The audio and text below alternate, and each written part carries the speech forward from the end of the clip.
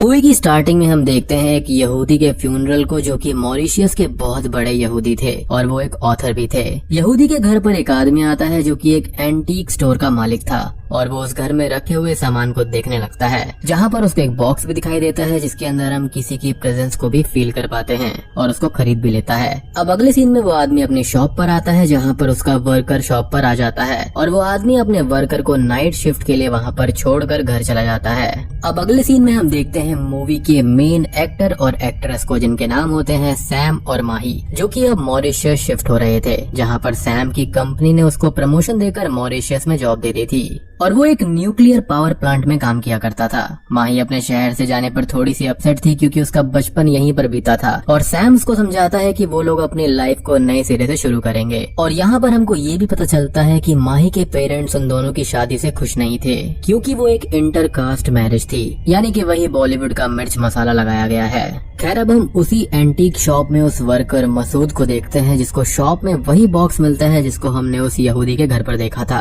और मसूद उस बॉक्स को गौर से देखने लगता है और उस बॉक्स पर कुछ लैंग्वेज लिखी हुई थी जो कि हिब्रू भाषा थी। मैं इसलिए बता रहा हूँ क्योंकि मैंने द पोजेशन मूवी कई बार देखी है। खैर, मसूद अब उस बॉक्स की कीज से उसको खोलने लगता है, बट वो बॉक्स ओपन नहीं होता और अब पूरी शॉप में रखी हुई चीजें अपने आप हलचल करने लगती हैं और वहाँ पर रखा हुआ मिरर टूट जाता है। मसूद इन सब से बहुत डर जाता है और सडनली ही कोई इनविजिबल चीज उस पर अटैक करके उसको जान से मार डालती है। अब अगले सीन में हम उसी शॉप में पुलिस को देखते हैं, जिसमें ऑफिसर रियाज वहाँ पर सब चीजों को इन्वेस्टिगेट कर रहे थे और शॉप ओनर ये बोलता है कि उसको कुछ भी नहीं पता कि अचानक से ये सब क्या हो गया है। रियाज वहाँ पर सब जगह पर चेक करता है और उसको वही बॉक्स मिलता है जिसके पास में ही मसूद की डेड बॉडी पड़ी हुई थी, जिसके हाथ पैर टेढ़े मेढ़े थे और उसकी हड्डियां टूट चुकी थी, जिसको काफी बुरी तरह से मारा गया था। और ये सीन द पोजेशन के स्टार्टिंग वाले सीन से काफी मिलता है। खैर, अब अगले सीन में हम सैम को देखते हैं जो कि अपनी कंपनी में अपने स्टाफ और मैनेजर्स को अपने प्रोजेक्ट के बारे में बता रहा था, जिसमें उसको हाई रिस्क एलिमेंट्स यानी कि प्लूटोनियम और नेप्टूनियम को सही तरीके से डंप करने का काम मिलता है, क्योंकि ये दोनों एलिमेंट्स बहुत ही कम क्वांटिटी में भी पानी को खराब करके पूरे आइलैंड को तबाह कर सकते हैं। तो बेसिकली यहाँ पर सैम जहाँ पर काम करता है वो एक आइलैंड है। सैम ये बताता है कि वो इन दोनों को मेनली देखेगा और उसके ही हाथ में होगा कि वो इन दोनों को डंप करने का काम करे, जिसको बहुत ही ज्यादा हाई सिक्योरिटी में रखा जाएगा, जिसके टोटल 3 सिक्योरिटी लेवल्स होंगे, जिसका एक्सेस यहाँ पर सिर्फ और सिर्फ सैम के पास ही होगा, like password, retina scan, etcetera etcetera. Sam सब लोगों को वो सिक्योर फैसिलिटीज भी दिखाता है। अब यहाँ पर सैम और उसके साथ में टाई अप करने वाली कंपनी का मालिक संजय रास्ते से जा रहे होते हैं, जहाँ पर संजय सैम को रियाज के बारे में बताता है, जो कि संजय का बहुत ही अच्छा दोस्त है और जरूरत पड़ने पर वो उसकी सारी हेल्प करेगा। असल में बात ये थी कि संजय यहाँ पर कुछ टाइम के लिए टाउन से बाहर जा रहा था। खैर, अगले दिन सैम अपने घर पर एक मेड को बुलाता है जो कि कुछ अजीब सी थी और सैम यहाँ पर माही से घर के बारे में पूछता है और माही को ये घर काफी अच्छा लगता है। अब अगले सीन में सैम और माही घर के पास जॉगिंग कर रहे होते हैं कि तभी उनको उनके नेबर्स मिलिंद मिलते हैं, जिनके डॉग के साथ में माही मस्ती करने लगती है। मिलिंद और सैम आपस में बात करते हैं और मिलिंद सैम और माही को अपनी बेटी दक्षिणा और उसकी बेटी से मिलवाता है।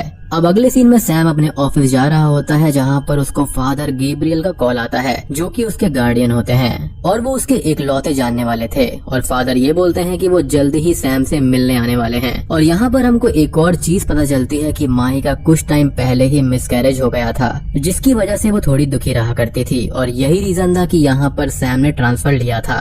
खैर, यहाँ माही उस एंटीक शॉप में कुछ डेकोरेशन का सामान लेने जाती है और उसको वही बॉक्स बहुत ही ज्यादा पसंद आ जाता है और वो उसको अपने साथ घर ले आती है। माही उस बॉक्स को बहुत ही गौर से देखती है और वो उसको ओपन कर देती है, जिससे उसके घर पर थोड़ी सी हलचल होने लगती है।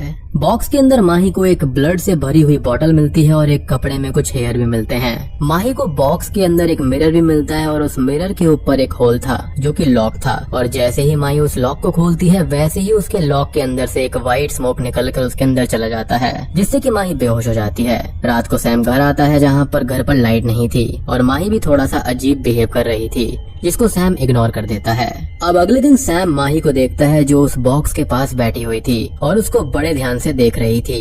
सैम उससे बोलता है कि सुबह माही को सैम ने बहुत उठाया था और वो इतनी गहरी नींद में थी कि वो जागी ही नहीं। सैम ऑफिस चला जाता है और माही घर पर होती है, जिसको घर में कुछ अजीब आवाजें आती है और अजीब से विजन्स भी दिखाई देने लगते हैं। तभी एक फीमेल गोस्ट माही को हॉन्ट करती है, जिससे कि माही बहुत ही ज्यादा डर जाती है और वो सैम के ऑफिस में जाकर उसको बताती है, जिस पर सैम को यकीन ही नहीं होता। और माही के हाथ पर जो निशान उस भूत ने दिए थे वो गायब हो गए थे, जिसको सैम माही के हेलुसिनेशन समझने लगता है। अब रात को सोते टाइम अचानक से ही कोई माही और सैम का ब्लैंकेट हटा देता है, जिससे कि सैम की नींद खुल जाती है और उसको घर के एटिक में किसी के भागने की आवाज आती है, जिसको वो चेक करने जाता है। बट वहाँ पर कोई भी नहीं होता और अचानक से ही एटिक का फ्लोर टूट जाता है, जिससे सैम नीचे गिर जाता है। अब अगले दिन ऑफिसर रियाज सैम से मिलने आता है और सैम यहाँ पर उसको ये बताता है कि कल रात वहाँ पर क्या हुआ था और घर के अंदर कोई भाग रहा था। यहाँ पर रियाज माही से पूछता है कि उसने कुछ सुना, जिस पर वो मना कर देती है और सैम यहाँ पर ये बोलता है कि माही इतनी गहरी नींद में सोई थी कि उसने सैम के गिरने तक की आवाज नहीं सुनी। सैम अब तक माही को लेकर काफी ज्यादा परेशान हो गया था। खैर अब अगले सीन में सैम फादर गैब्रियल को लेने एयरपोर्ट जाता है और घर पर माही तैयार हो रही होती है कि तभी उसको वही फीमेल भूत दिखाई देती है जो कि उसको हॉन्ट करती है, जिससे कि माही काफी डर जाती है। सैम और फादर अब तक घर आ जाते हैं और फादर को सैम के घर के अंदर बहुत ही ज्यादा नेगेटिव वाइब्स आने लगती हैं और वो सब जगह घूमकर देखते हैं और उनको वही बॉक्स दिखता है, जिसके पास उनको कुछ फील होता है और वो उसके पास प्रेयर्स करने लगते हैं। सैम माही को बुलाने रूम में जाता है तो उसको माही रूम में नहीं मिलती और वहाँ का सामान भी बिखरा हुआ था और माही एटिक में बेहोश पड़ी हुई थी, जिसको वो तुरंत ही हॉस्पिटल लेकर जाता है, जहाँ पर डॉक्टर ये बोलते हैं कि माही का बीपी लो होने की वजह से वो बेहोश हो गई होगी। बट बात यहाँ पर इससे काफी ज्यादा गहरी है। क्या रात को फादर सैम को बुलाते हैं कि उसके घर के अंदर रखा हुआ बॉक्स एक डिबुक बॉक्स है, जिसको डिससेटिस्फाइड स्पिरिट को बॉडी से अलग करने के लिए और उस बॉक्स में कैद करने के लिए यूज किया जाता था और ये रिचुअल यहूदी यानी कि यूज किया करते थे। और एक डिबुक को कभी भी खोलना नहीं चाहिए क्योंकि उसके अंदर से निकली हुई स्पिरिट किसी को भी पजेस कर सकती है। लेकिन यहाँ पर इस लाइन को कॉन्ट्राडिक्ट करने के लिए आगे एक और स्टेटमेंट आएगी, जिसके बारे में बात करेंगे। खैर सैम यहाँ पर ये बोलता है कि वो उस बॉक्स को फेंक देगा, जिस पर फादर बोलते हैं कि अब उसका कोई भी फायदा नहीं है क्योंकि डिबुक स्पिरिट आजाद हो चुकी है। अब फादर उस बॉक्स पर लिखी हुई बातों को ट्रांसलेट करने के लिए एक प्रोफेसर के पास भेज देते हैं और वो प्रोफेसर फादर को बताते हैं कि ये कोई साधारण चीज नहीं है और यहाँ पर जो भाषा लिखी है वो हिब्रू भाषा है। और यहाँ पर वो रबाई बेन्यामिन नाम के एक यहूदी का पता फादर को दे देते हैं, जो कि सैम की हेल्प कर सकते थे। सैम उन यहूदी का एड्रेस लेकर उनके पास जाता है। सैम अब दूसरे आइलैंड पर रबाई से मिलता है, जो कि सैम से ये बोलते हैं कि डिबुक ऐसे ही किसी को पजेस नहीं कर सकता और सैम को उससे डरने की जरूरत नहीं है और डिबुक उन लोगों को ही पजेस करता है जिनकी आत्मा और बॉडी ठीक से जुड़ी हुई ना हो या फिर कोई मेंटली बीमार हो। तो यहाँ पर ऐसा कौन हो सकता है जिसकी आत्मा और बॉडी ठीक से जुड़ी हुई नहीं होती? तो ये होते हैं न्यू बॉर्न बेबी। खैर अब यहाँ पर हम रबाई के मुंह बोले बेटे मार्कस को भी देखते हैं और सैम को माही का कॉल आता है और वो खुशी में ये बताती है कि वो प्रेग्नेंट है, जिसे सुनकर रबाई चौंक जाते हैं और वो सैम से ये बोलते हैं कि माही के बच्चे को ही डिबुक ने पजेस किया है क्योंकि एक बच्चे की आत्मा काफी टाइम तक उसके साथ सही से नहीं जुड़ पाती। और अब माही के अंदर बच्चा सैम का बच्चा नहीं है बल्कि डिबुक है, जो कि सिर्फ तबाही चाहता है और जो भी इंसान माही के ऊपर एग्जॉर्सिज्म करेगा या उसको दूर करने की कोशिश करेगा वो उस डिबुक का सबसे बड़ा दुश्मन होगा, जिसकी जान को भी डिबुक से खतरा हो जाएगा। और यार यहाँ पर अलग अलग जगह पर अलग अलग नाम बोले जाते हैं। जैसे ब्रिटिश की बात करें तो वहाँ पर डिबुक बोलते हैं, कई जगह पर इसको डिबक बोला जाता है। खैर यहाँ पर हम डिबुक ही बोलेंगे। खैर सैम इस चीज से बहुत परेशान हो जाता है और घर पर आकर माही से मिलता है, बट उसको कुछ भी नहीं बताता। सैम और फादर मार्कस आपस में बात करते हैं, जहाँ पर सैम बताता है कि रबाई उसकी हेल्प के लिए मान तो गए थे, बट अगले ही दिन जब सैम उनसे मिलने गया तो उनकी डेथ हो गई थी। सैम की हालत देखकर मार्कस उससे बात करता है और वो बोलता है कि उसको डिबुक को रोकने के लिए अभी बहुत कुछ सीखने की जरूरत है, इसलिए वो थोड़ा टाइम ले। और मार्कस सैम को एक हामजा लॉकेट दे देता है जो कि सैम को प्रोटेक्शन देगा। ऐसा माही का बच्चा कोई नॉर्मल बच्चा नहीं है और अब उसके अंदर डिबुक है तो वो माही को बहुत सारी चीजें दिखाएगा और कुछ टाइम तक सैम को ही सब कुछ संभालना पड़ेगा। साथ ही उनको डिबुक को रोकने के लिए माही के बच्चे के जेंडर का भी पता लगाना होगा। साथ ही मार्कस सैम को बोलता है कि डिबुक रिफ्लेक्शन वाली जगह पर ज्यादा एक्टिव हो जाता है तो सैम घर के सारे मिरर्स को हटा दे और सैम ऐसा ही करता है, जो कि माही को काफी अजीब लगता है और अजीब इसलिए क्योंकि वो मिरर्स को हटा नहीं रहा था बल्कि उनको तोड़ रहा था। खैर अब सैम घर पर इंटरनेट पर डिबुक के बारे में सर्च कर रहा होता है और उसको अपने पास कुछ प्रेजेंस फील होती है और जब वो पलट कर देखता है तो लैपटॉप स्क्रीन पर गोस्ट की फोटो मूव होने लगती है। अब माही वहाँ पर आती है और वो सैम से बात करती है कि उसने मिरर्स क्यों हटाए, जिस पर सैम ये बोलता है कि वो अपने बच्चे के प्रोटेक्शन के लिए ही सब कुछ कर रहा है, जिससे माही बहुत खुश हो जाती है। धीरे धीरे टाइम बीतता है और काफी महीने बीत जाते हैं और माही और सैम का बच्चा धीरे धीरे ग्रो होने लगता है। लगता है और यहाँ पर मार्कस अपनी तैयारी करता रहता है और हर चीज सीखता रहता है। अब एक दिन सैम और माही पार्क में घूम रहे होते हैं कि तभी उनको दक्षिणा मिलती है, जिसका डॉग माही को देखकर बार्क करने लगता है, जिससे कि माही डर जाती है और सैम माही को लेकर वहाँ से जाने लगता है। और तभी माही उस डॉग को गुस्से में देखती है, जिससे कि वो डॉग शांत हो जाता है और रोने लगता है। अब अगले सीन में सैम और माही सो रहे होते हैं कि तभी सैम को एक आहट फील होती है और उसके बेड का शीशा भी क्रैक हो जाता है और सैम ये देखता है कि माही बेड पर नहीं है। अब सैम माही को सब जगह ढूंढने लगता है और घर से बाहर जाकर देखता है तो माही एक वॉल पर खड़ी हुई थी। वहाँ पर माही के हाथ में खून से सना हुआ बैग था और सैम का आईडी कार्ड भी था, जहाँ पर वो पजेस होकर घूम रही थी और सैम को देखकर वो भागने लगती है। सैम माही का पीछा करता है और तभी रास्ते में उसको मार्कस मिल जाता है, जो कि माही को देखकर उससे बात करने लगता है, जो कि हिब्रू भाषा में था और उसको ये आंसर मिलता है कि वो इब्राहिम इज़रा है।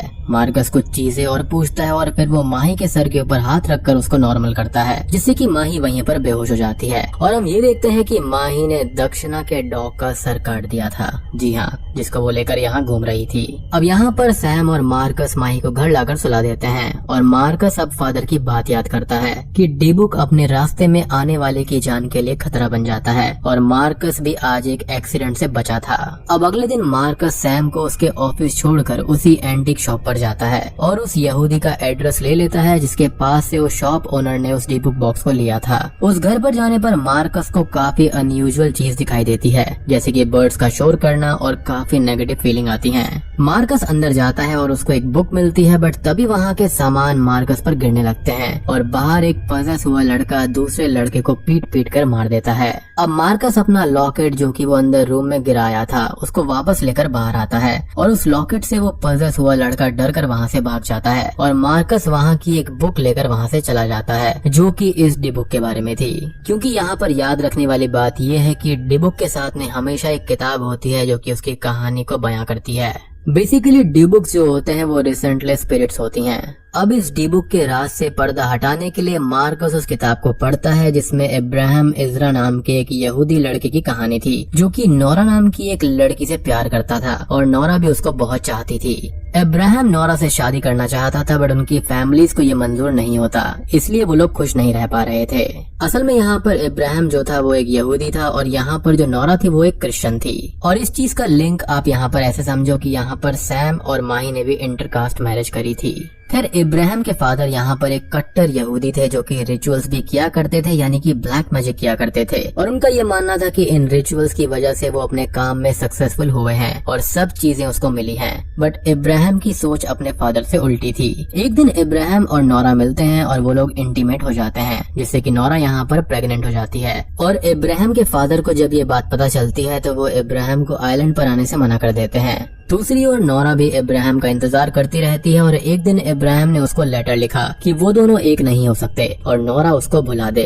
और यहाँ पर नोरा के पेरेंट्स को भी पता चल गया था कि वो प्रेग्नेंट है, जिसके बाद में वो उसको एक रूम में बंद कर रखा करते थे। खैर, अब इस लेटर को पढ़ने के बाद में नोरा टूट गई और उसने सुसाइड कर लिया। और नोरा के फादर ने जब ये लेटर पढ़ा तो उसने इसका जिम्मेदार इब्राहिम को माना और वो सारे आइलैंड के लोगों के साथ में इब्राहिम के पास पहुँच गया और इब्राहिम को बुरी तरह से पीटा। असल में इब्राहिम और उसके पिता काफी टाइम बाद बाहर जा रहे थे और गांव वालों ने उनको घेर लिया और इब्राहिम के फादर उस भीड़ को रोक भी नहीं पाए थे। इब्राहिम को अब हॉस्पिटल ले जाया जाता है, जहां पर डॉक्टर्स ने उसके फादर को बताया कि अब इब्राहिम इतना इंजर्ड हो गया है कि वो अपनी लाइफ नॉर्मल तरीके से नहीं जी पाएगा, यानी कि उसके घाव तो भर जाएंगे लेकिन वो पहले जैसा नहीं रहेगा। अब इब्राहिम के फादर के सर पर बदला सवार हो गया और एक दिन उन्होंने डीबुक रिचुअल परफॉर्म किया और इब्राहिम को मारकर उसकी सोल को डीबुक बॉक्स में कैद कर दिया और उसकी बॉडी को समुद्र के बीच में फेंक दिया था, क्योंकि इस रिचुअल के अंदर बॉडी को ना तो दफनाया जा सकता है और ना ही जलाया जा सकता है। और साथ ही साथ उसने सब लोगों के सामने एक नकली बॉडी यानी कि प्लास्टिक की बॉडी को दफन कर दिया, ताकि सबको ये लगे कि इब्राहिम को दफना दिया गया है। और उसका सीधा सीधा ये इरादा था कि अब डीबुक वापस आएगा तब वो इस आइलैंड के सारे लोगों को खत्म कर देगा। और ये कर्ज ये था कि जैसे ही इस आइलैंड से आखिरी यहूदी खत्म हो जाएगा तो ये डीबुक स्पिरिट जो है वो इस आइलैंड को पूरी तरह से तबाह कर देगी, यानी कि वो एक ऐसे शरीर को पजेस करेगी जो कि इस आइलैंड को खत्म करने की क्षमता रखता होगा। और इस रिचुअल को कबाला रिचुअल कहा जाता है। खैर इसी बीच हम देखते हैं कि माही अपना अल्ट्रासाउंड कराती है और अपने बच्चे का जेंडर डॉक्टर से पूछ लेती है। मार्कस ये सब बातें फादर गैब्रियल को भी बताता है और ये भी बोलता है कि माही को दिखने वाली फीमेल भूत की जो स्पिरिट है वो असल में नोरा थी, जो कि उस डिबुक को रोकना चाहती थी। यानी कि यहाँ पर जो डिबुक की स्पिरिट है वो यहाँ पर इजरा की है, यानी कि इब्राहिम इजरा की, और जो यहाँ पर मदद कर रही है वो फीमेल स्पिरिट जो है वो नोरा की है। खैर एक दिन रियाज सैम के घर पर जाता है और उसको माही की पायल दिखाई देती है, जिसका दूसरा पेयर उसने दक्षिणा के डॉग के मर्डर स्पॉट पर भी देखा था। और यहाँ पर डेबुक को देखकर रियाज समझ जाता है कि ये सब कनेक्टेड है, क्योंकि वो इस डॉग के केस को ही लेकर वहाँ पर आया था। खैर रियाज यहाँ पर सैम से भी यही बोलता है और तभी फादर गैब्रियल सैम को वहाँ से माही के पास भेज देते हैं और रियाज को इब्राहिम के बारे में बताते हैं। और मार्कस भी वहाँ पर आ जाता है, जो ये बोलता है कि अब उनके पास वन एंड ओनली ऑप्शन है, जो कि एग्जॉर्सिज्म है, जो कि एक खास दिन करना होगा। और ये यहूदियों का खास दिन होता है, जहाँ पर उस दिन के अलावा उस स्पिरिट को बॉडी से अलग नहीं किया जा सकता। खैर अब मार्कस रियाज को लेकर ग्रेवयार्ड में इब्राहिम इजरा की बॉडी को देखने के लिए ले जाते हैं, ताकि वो इस स्टोरी को कंफर्म कर सके कि वो किताब असली भी है या फिर नकली है। चलो यहाँ पर किसी ने तो अपना दिमाग इस्तेमाल किया पहली बार। खैर उनको वहाँ पर अब इब्राहिम की बॉडी की जगह पर एक पुतला मिलता है, मतलब कि ये कहानी बिल्कुल सही थी। अब वापस आते टाइम मार्कस को फादर गैब्रियल का कॉल आता है, जो कि ये बोलते हैं जिसका डर था वही हुआ, और मार्कस रियाज से 10 यहूदियों को लाने का बोलकर वहाँ से चला जाता है।